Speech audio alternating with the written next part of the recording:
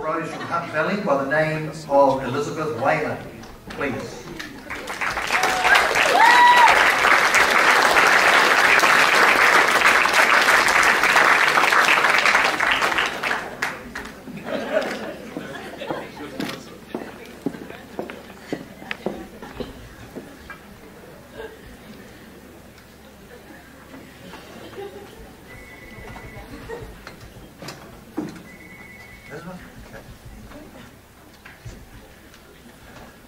Good job, this. Right, hey Elizabeth, welcome to the stage and welcome to the contest and welcome to Taranaki. Thank you, it's good to be here. Everything been good so far? So far, so good. Now your dad's a New Plymouth boy, isn't he? He is, he's originally a New Plymouth boy, so I've still got a few relatives up here. We just worked out that we were at school together, but I don't remember him. He must have been a goody-goody. My dad was saying that he used to get the strap 3 times a day, so I'm not sure what you were like there. It must have been in a good class. Most of us got it about 6 or 10 times. But a few of those coastal boys back there, they would have been in the 20s, I'd say. However, it's nice to know that he's gone on and got married and produced a beautiful daughter like you, Teresa, Elizabeth rather. So it's lovely to have you here. You're 25-year-old. You went to university, became a lawyer, studied in Auckland. What sort of law did you do? Well, I did a BA LLB Honours, and so the BA was the fun degree. I majored in Italian. And then in law, I did media law, and I specialised in privacy law and privacy law and defamation. Media law. What's that? Just explain that to me. I didn't know there was a law with the media. They seem to have the law of their own, don't they? They do a wee bit, so it's quite an emerging part of law which I find really interesting. So it's sort of like if celebrities in New Zealand, well, we don't really have celebrities, but better known people in New Zealand do bad things in public and what kind of rights they have in relation to that. Okay, now while we're talking about media, media has really played a big part in the next part of your career, hasn't it? It has. So about a year ago I underwent a bit of a career change. I was a practising lawyer at a big commercial firm up in Auckland, and then I moved to Petone and I became a trackside presenter. Yeah, best move ever. A trackside producer? Presenter. So do we see you on... I'll give it a plug. So Channel 62 at weird hours I'm usually on. Yeah, because so you say that your ultimate is to become the on-course broadcaster, is that right? Yeah, so I've been doing it for about a year, so I'm still the newbie and in the studio at weird hours. So down the track I'd actually like to be on course and with some people. That's sort of the Brendan Popperwell thing. Okay. What sort of challenges does this present to you, Elizabeth? Do you have to be really conversant with the horse's form and that sort of stuff, or are you merely just sort of off a script? Or? No, so you don't have a script at all. So you're usually doing sort of 4 or 5 hour shifts, and you get a form guide, and then you do your own research, and you've just got to keep talking, and you keep talking and hope that you don't sort of freeze when you're speaking. Yeah. You get a few bloopers? Nothing too bad yet, so I'm still waiting for that moment. Okay. Yeah. Okay, so obviously it has all the challenges that you describe it as your dream job. I do. So that's been, what, a year? 12, how long have you been in it? Yeah, so I've been doing it for a year, but I've been wanting to do it since I was about 12 years old, and my mother always tells me that when she was pregnant with me, the only thing that would stop me kicking was putting on Radio Pacific with the horse racing commentary. So for my sister it was the cake mixer, and she's a prolific baker now, so it worked both ways. But I used to accost all the presenters on track every time. They must have got sick of me, but now I'm finally one of them. Oh, that's great. Well, it's lovely that you've been able to cheat that, because as you say, it was a dream. It must have been hard turning your back on being a solicitor, because you graduated with honours. Yeah. So you obviously were really good at it, and you're in a big firm, and you're doing things you love. So to walk away at a career change, that was pretty gutsy, really, wasn't it? It was a little bit difficult, and I'd been living in Auckland for sort of 6 or 7 years, so Petone was a massive lifestyle change, but it's actually a lot of fun in Petone, and it's already like home to me. Yeah. And you've got involved down there with the Petone, is it, Irish Club? I've recently become involved with the Hutt Valley Irish Society, and a few of them are here tonight. So. Obviously there's a few here. There we go. I think Jada and Shirley are there somewhere. So it's quite active down there, because that's the custodians of the Rose of Tralee, isn't it? Is that Hutt yes, it is. So that's the New Zealand link to the Rose of Tralee. Yes, they are quite active, and went along to a potluck dinner recently. So a lot of fun there. Everyone's just been really embracing of me, which is nice. When we had our one here in Taranaki, we had about 8 or 9 roses. Did you have to compete with other girls for the title, or? So there were 2 other girls who competed in the Hutt Valley, so 3 in total. Good, so that's great.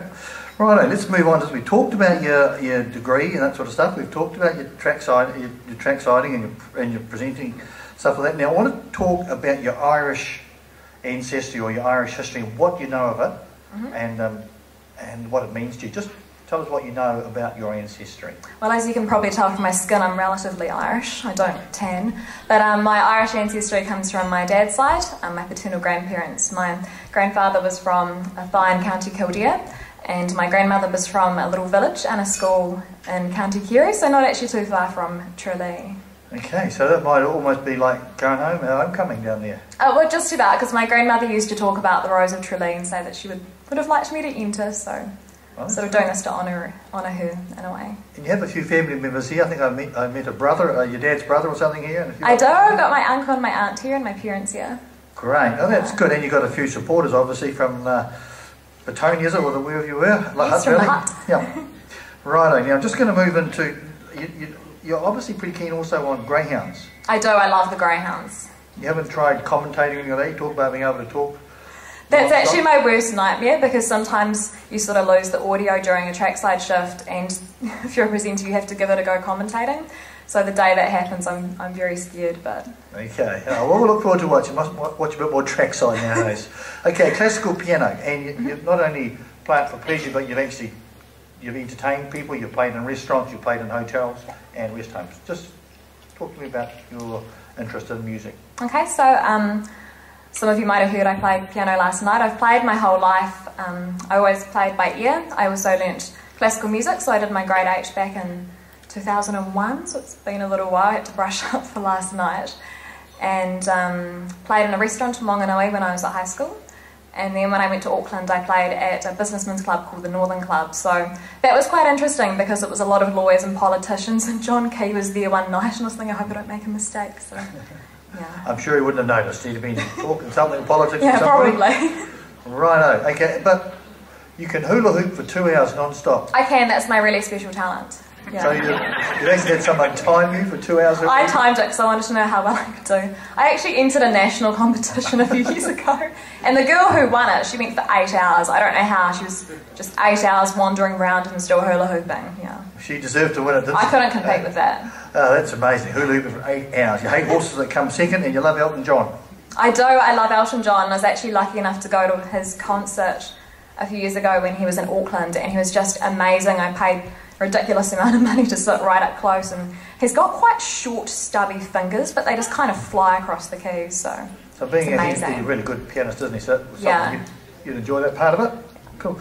Now, moving to Batoni in 2012 had its benefits, because you ended up living right above a bakery. It's fantastic, I think. I mentioned to a few of you last night, my habits there are always getting the pie and the Diet Coke, but I'm living directly above a German bakery in Batoni. Person you'd love to meet? Philip Tracy? Yes, so the guy who designs all the crazy hats. He did all the royal family's hats for Kate and William's wedding.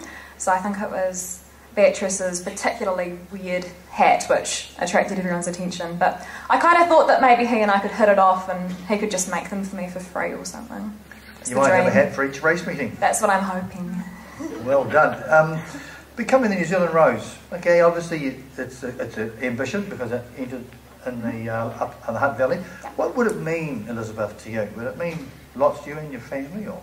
I really would. I mean, for starters, it's an honour being here representing Hutt Valley. But I mentioned earlier, my grandmother, she sort of used to say how much she'd like me to enter, and she passed away about 18 months ago, and a year ago it was still a bit raw for me to enter. So this year it's something that I really want to do to honour her memory. So.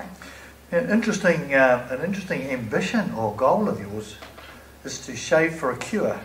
Just talk to me about that. You have a sister that had some health problems and obviously which required some sort of therapy, chemo or something, was it? Or well, as you can see, I have a lot of hair, so it would actually be quite a big deal doing shave for a cure. But no, my sister, when she was 12, she was diagnosed with Hodgkin's lymphoma, and she had chemotherapy and she recovered, and then a few months later she came back again.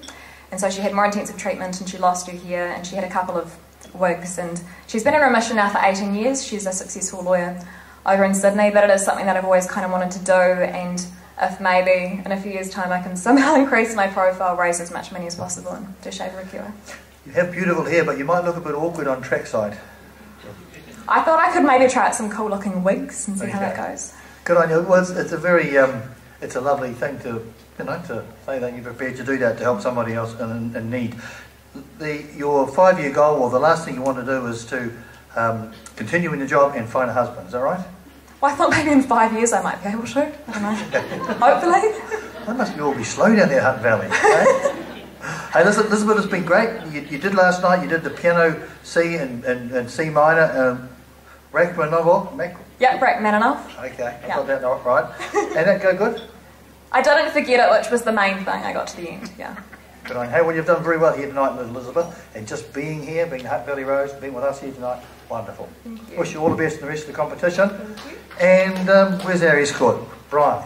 Big round of applause, please, for Elizabeth.